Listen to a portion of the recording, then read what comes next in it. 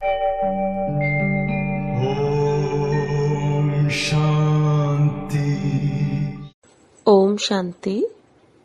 आज 21 जुलाई 2026 दिन मंगलवार की साकार मुरली।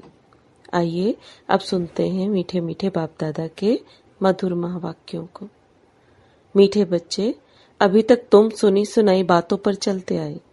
अब बाप तुम्हें डायरेक्ट सुनाकर आप समान नॉलेजफुल बनाते हैं।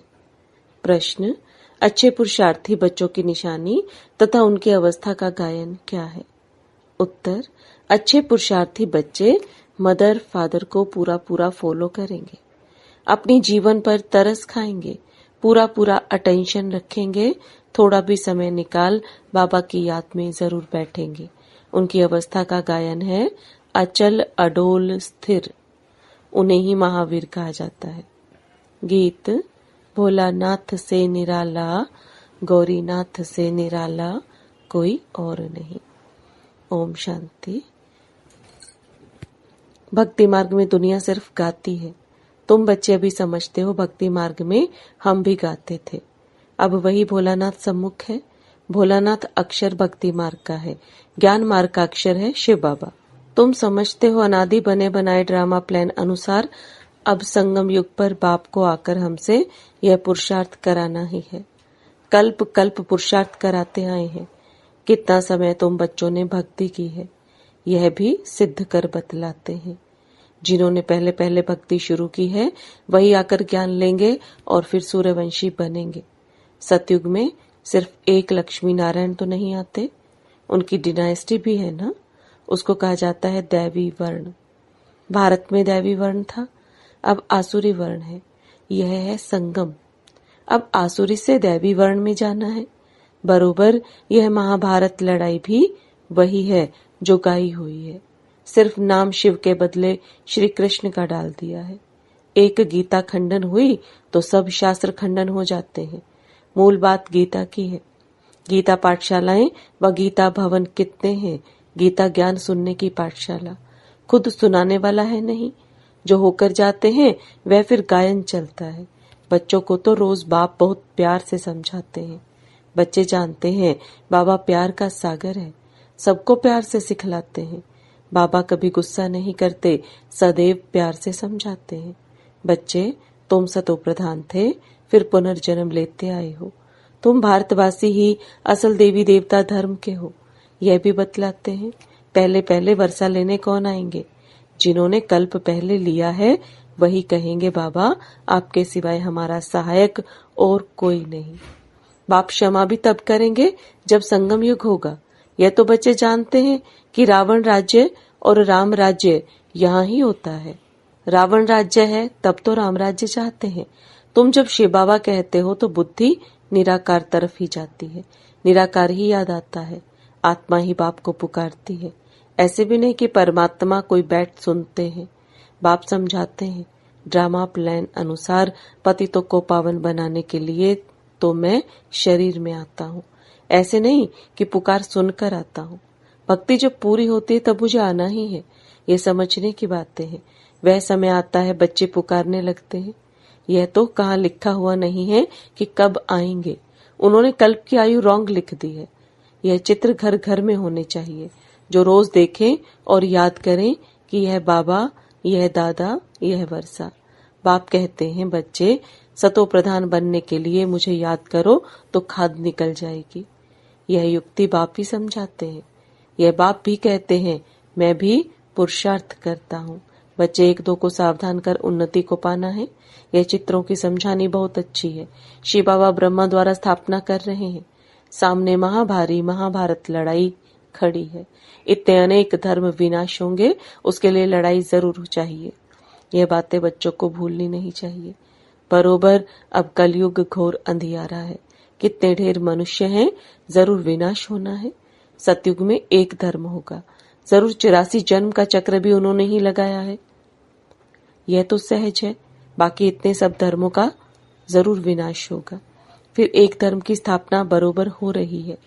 सर्व का सदगति दाता बाप है। बाप से ही बच्चों को वर्षा मिलता है। बच्चे जानते हैं हम जो यह पढ़ाई पढ़ते हैं वह भविष्य 21 जन्मों के लिए पढ़ते हैं।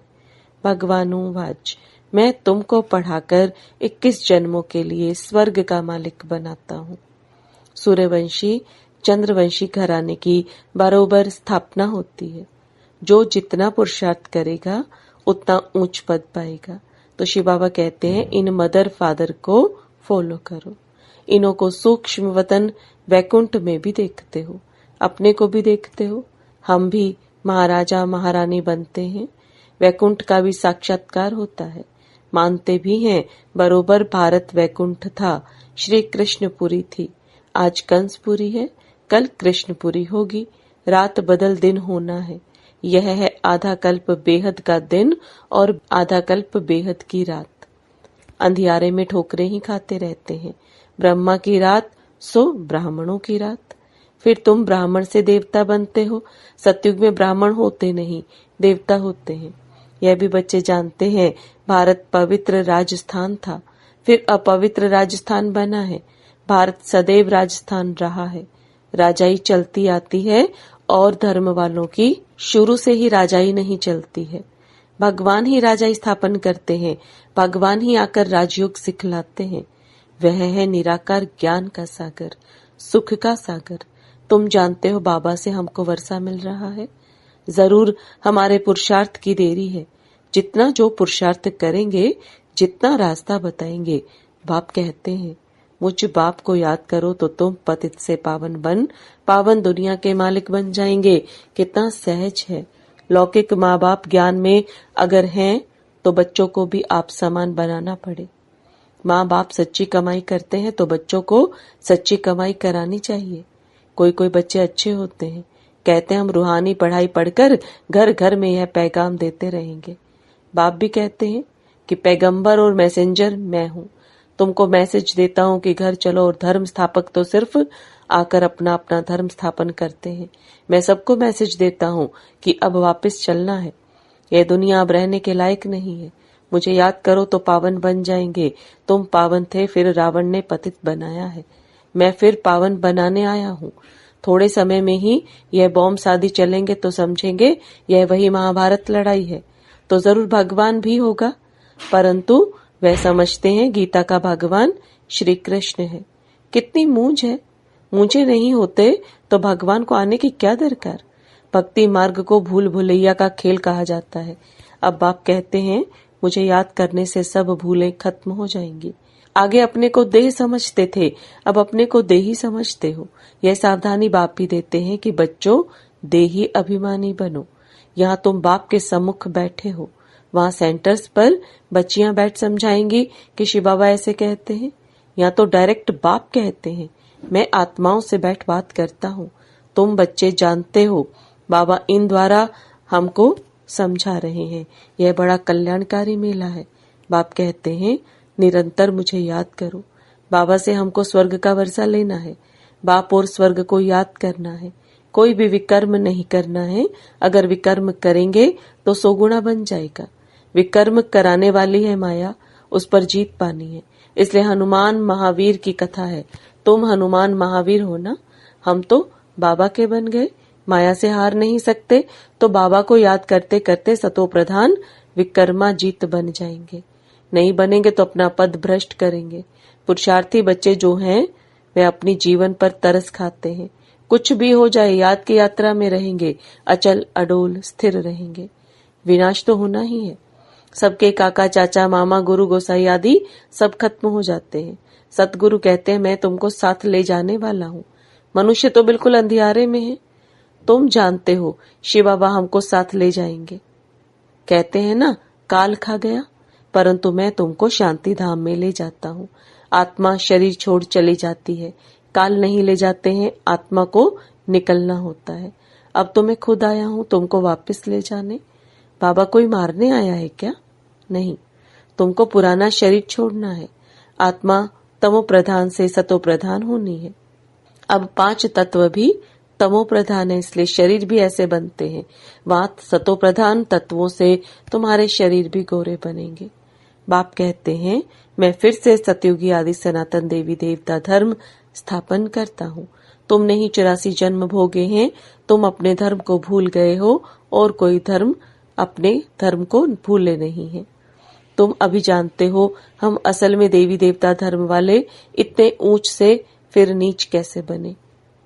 बाप बैठ कल्प कल्प तुमको ही समझाते हैं, तुम फिर औरों को समझाते रहेंगे। अब 84 का चक्र पूरा होता है, विनाश सामने खड़ा है। स्वर्ग का मालिक बनने के लिए अपने को लायक बनाना है। वह बनना है याद से। सुबह को उठ बाबा को याद करो। बाबा वंडर है आप कैसे आते हो, कैसे आप सम्मुख बात कर रहे हो। वह है सुनी सुनाई भक्ति मार्ग की बातें। अब तो हम आत्माओं को आप बाप मिले हो। आत्मा को बाप मिलता है तो उस प्यार में आकर मिलते हैं। बच्चे बाप के साथ बहुत प्यार से मिलते हैं। या तो वह निराकार बाप है गुप्त, इसलिए बाबा हमेशा कहते हैं इनसे मिलते हो तो शिव बाबा को याद कर मिलो। मनुष्य तो कुछ भी नहीं जानते हैं, तुम्हारे में भी जो कोई जानते हैं मेरा बनकर फिर भूल जाते हैं। देह अभिमान में आ जाते हैं, प्रतिज्ञा भी करते हैं बाबा मैं आपका हो चुका हूँ। मेल चाहे फीमेल दोनों की आत्मा कहती है, परंतु शरीर में है तो मेल कहता है आपका बन चुका हूँ, फीमेल कहेगी मैं बन चुकी हूँ। बाबा हम आपसे पूरा वर्षा लेंगे, पूरा याद करेंगे। याद बिगर कट नहीं निकल सकती। तमो प्रधान से सतो प्रधान बन नहीं सकते। सतयुग में तुमको अखंड अटल सुख शांति संपत्ति का 21 जन्म का राज्य मिलता है। स्वर्ग का रचयिता बाप जरूर अपना वर्षा देंगे। गाते भी हैं, परवाह है पार ब्रह्म में रहने वाले परम पिता परमात्मा की। वह तो एक ही बार आते हैं, यह भी समझने की बातें हैं ना। कई तो समझते ही नहीं।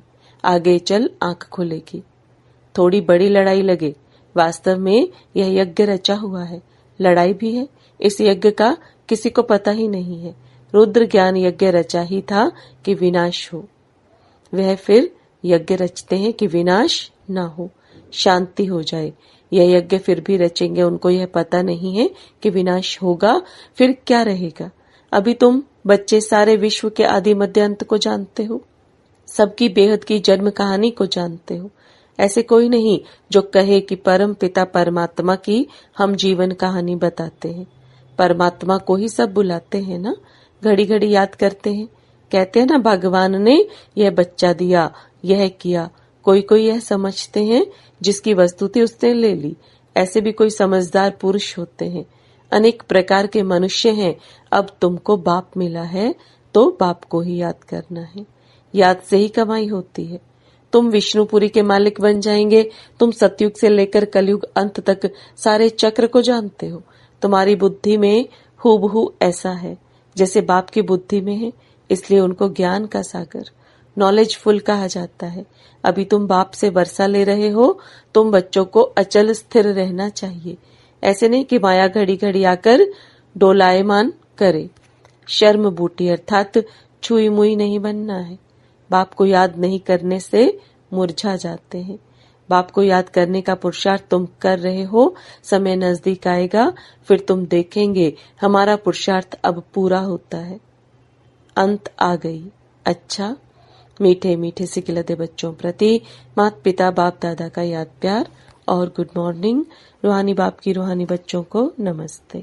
रूहानी बच्चों की रूहानी बाप दादा को याद प्यार गुड मॉर्निंग और नमस्ते।